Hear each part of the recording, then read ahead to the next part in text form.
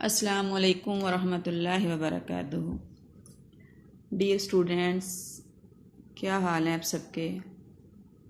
اللہ تعالیٰ آپ کو اپنے حفظ و امان میں رکھے، دنیا اور آخرت کی تمام بھلائیاں عطا فرمائے۔ آج ہمارے پاس ہے حدیث نمبر 18۔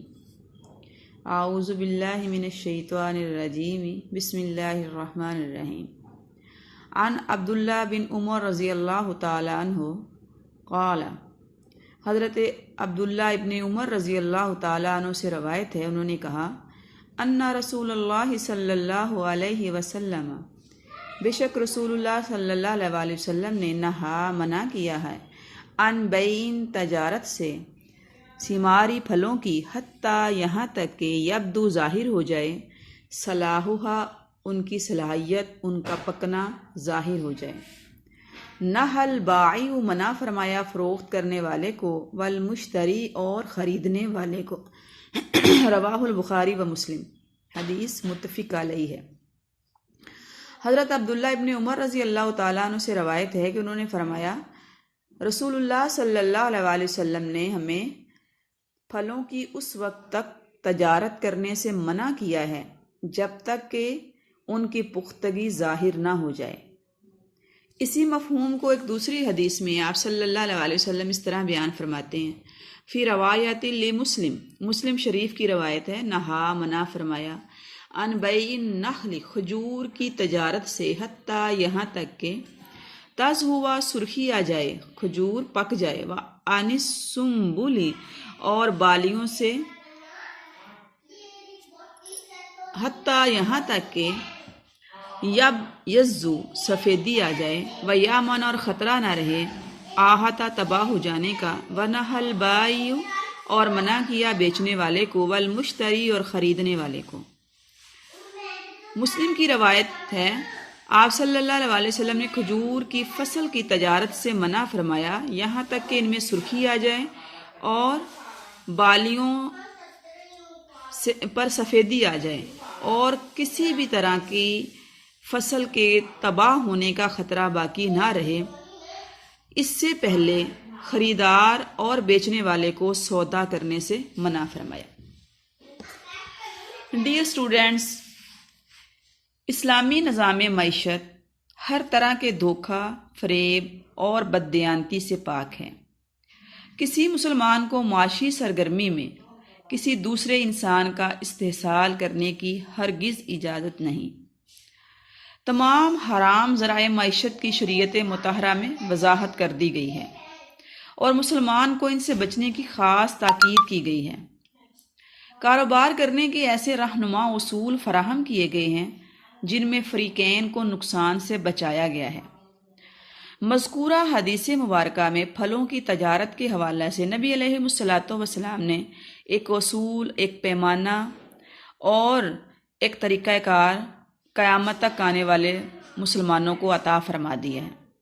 حدیث مبارکہ میں درختوں پر لگے ان پھلوں کی تجارت کرنے سے منع کیا جا رہا ہے جو ابھی پک کر تیار نہیں ہوئے، کیونکہ جب تک پھل پک نہیں جاتا، کھانے کے قابل نہیں ہو جاتا، اس میں رسک ہے، اور اس کے پکنے کے دوران کوئی بھی آفت، آسمانی بلا یا کسی بھی طرح اس پھل کے ضائع ہونے کا اور نقصان ہونے کا اندیشہ ہے، اور اسلام کسی بھی طرح کسی مسلمان کے نقصان کو گوارا نہیں کرتا۔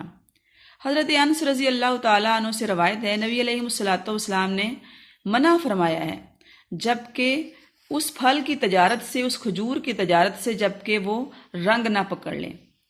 صحابہ اکرام نے پوچھا، اللہ کے نبی، یہ رنگ پکڑنے سے کیا مراد ہے؟ تو فرمایا، لال یا پیلا نہ ہو جائے۔ بھلا دیکھو، اگر اللہ تعالیٰ پھلوں کو روک لیں، یعنی وہ نہ بڑھیں اور ضائع ہو جائیں، تو پھر وہ کس چیز کے بدلے میں اپنے بھائی کا مال حاصل کرے گا؟ ایک اور حدیث میں حضرت ابو سعید خدری رضی اللہ تعالیٰ عنہ سے روایت ہے، ایک شخص نے رسول اللہ صلی اللہ علیہ وسلم کے زمانے میں درخت پر موجود پھل خریدا، لیکن وہ پھل کسی وجہ سے ضائع ہو گیا، اس وجہ سے خریدنے والا شخص مقروض ہو گیا، تو نبی کریم صلی اللہ علیہ وسلم نے اس کا قرض اتروانے کے لیے لوگوں سے فرمایا کہ اسے صدقہ دیا جائے۔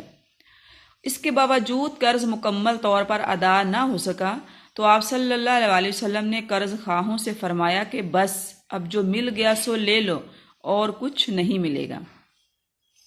ایسے ہی ایک اور جگہ پر آپ صلی اللہ علیہ وسلم نے فرمایا، درختوں پر لگے ہوئے پھل مت بیچو جب تک کہ ان کی پروڈکشن کی صلاحیت کا یقین نہ ہو جائے، یعنی پھل جب تک پک کر تیار نہ ہو جائے، کھانے کے قابل نہ ہو جائے، اس وقت اس کا سودا کرنا، اس کو فروخت کرنا، اس پر لین دین کرنا یہ حرام اور ممنوع ہے۔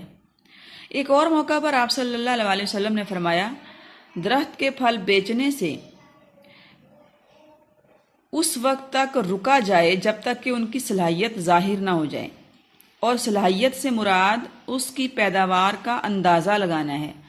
یہ یقین یا گمان غالب ہو جائے کہ اب اس کی فصل اور پیداوار بیماری یا کسی اور آسمانی آفت کے نقصان سے محفوظ ہے اور یہ چیز اب فروخت کے لائق اور قابل ہے۔ ایک اور جگہ پر آپ صلی اللہ علیہ وسلم نے اسی مضمون کی وضاحت کرتے ہوئے فرمایا کہ درختوں پر لگے ہوئے پھلوں کو فروخت مت کرو یہاں تک کہ وہ کھانے اور کاٹ کر رکھنے کے قابل نہ ہو جائیں۔ ان تمام احادیث مبارکہ کو دیکھ کر پڑھ کر ہم اندازہ لگا سکتے ہیں کہ اسلام کے اندر کاروبار کس قدر صاف ستھرا ہے، جس میں کسی بھی طرح دھوکے اور نقصان کا شائبہ تک نہیں۔